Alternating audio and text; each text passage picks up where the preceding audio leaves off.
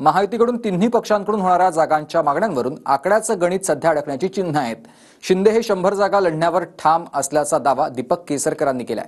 बघूयात। 100 जागांच्या बाबतीत शिंदे साहेब ठाम आहेत। आम्ही काय 288 सीटवर तयारी करत नाहीये, आम्ही 100 सीटवरच तयारी करतो। लोकसभेनंतर विधानसभेलाही महायुतीमध्ये जागांच्या दावेदारीचा पेच फसण्याची चिन्ह आहेत।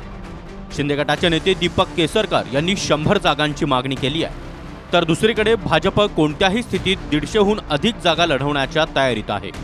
अशा स्थितीत वेगवेगळ्या दाव्यांनुसार जर फॉर्म्युलाचं गणित मांडलं तर महायुतीमध्ये तिघांपैकी एकाला माघार घ्यावी लागणार असं चित्र दिसतंय।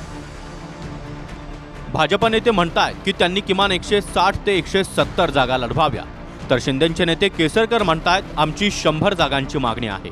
या फॉर्म्युलानुसार 288 जागांमधून शिंदे भाजपच्या जागा वजा केल्यास अजितदादांच्या गटाला अवघ्यात 18 जागा उरतात। दुसरीकडे भुजबळांची मागणी आहे की शिंदेंना जितक्या जागा तितक्याच आम्हालाही हव्या, म्हणजे दोघांचा 100 जागांवर दावा आहे।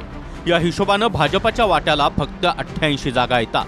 परवा समोर आलेल्या माहितीनुसार अजितदादा गटानं 80 ते 85 जागांवर दावा सांगितलाय, तर भाजप 160 ते 170 जागांच्या दाव्यावर कायम आहे। त्यानुसार शिंदे गटाच्या वाट्याला जेमतेम 33 जागा उरतात। 100 जागांच्या बाबतीत शिंदे साहेब ठाम आहेत।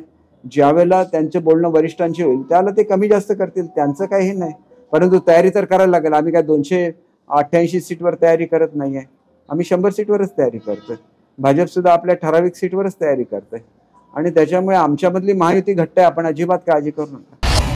महायुतीला येणाऱ्या काळामध्ये यशाच्या दिशेने जर जायचं असेल तर या चर्चा ज्या आहेत त्या बंद करायला हव्यात आणि प्रमुख नेत्यांनीच या संदर्भातलं जे काही वक्तव्य करायला हवं ते करायला हवं, की जेणेकरून खाली कार्यकर्त्यांमध्ये संभ्रम हा निर्माण होणार नाही। दुसरीकडे जागांवरून अजित पवार गटानं महायुतीवर दबाव तंत्र सुरू केल्याचं बोललं जात आहे। काल जुन्नरच्या आमदारांनी महायुतीमध्ये जागांचा वाद झाल्यास अजित पवार आणि शरद पवार पुन्हा एकत्र येऊ शकतात असं वक्तव्य केलंय। त्यानंतर पिंपरीचे आमदार अण्णा बनसोडे यांनी देखील त्याचा पुनरुच्चार केला। पवार साहेब आणि अजितदादा एकत्र आले तर आम्हाला आनंदच होईल, आम्ही त्यांचं स्वागतही करू आणि महाराष्ट्राच्या दृष्टिकोनाने ते एकत्र येणेही महत्त्वाचं आहे। त्या विधानसभेच्या निवडणुकीच्या वेळेस सामोरं जात असताना काही होऊ शकतं।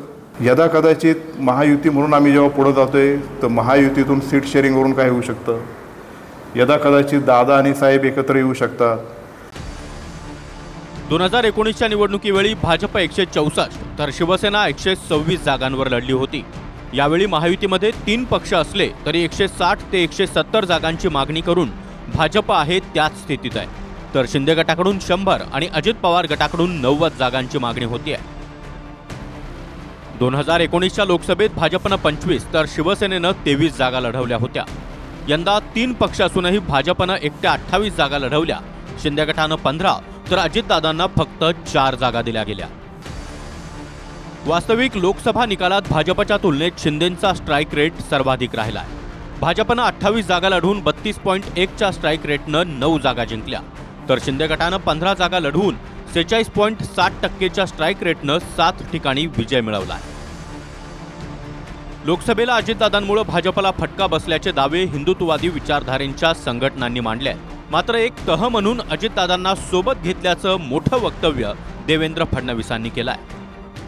अजितदादांना देखील आपण सोबत घेतलं हे खरं आहे। त्या राष्ट्रवादी सोबत आपण खूप संघर्ष केला, त्यामुळे अनेकांना असं वाटलं ज्यांच्याशी संघर्ष झाला आता त्यांच्याशी सलगी कशी करायची। त्यावेळी त्या ध्येयाकडे जाताना कधी 2 पावलं पुढे टाकावे लागतात, कधी 2 पावलं मागे टाकावे लागतात, कधी तह करावा लागतो, कधी सलगी करावी लागते।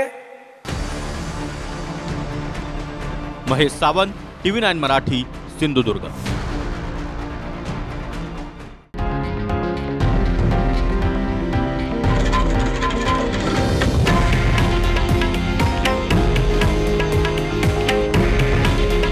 हे आहे देशातील नंबर 1 न्यूज नेटवर्क आणि आपण पाहत आहात TV9 मराठी।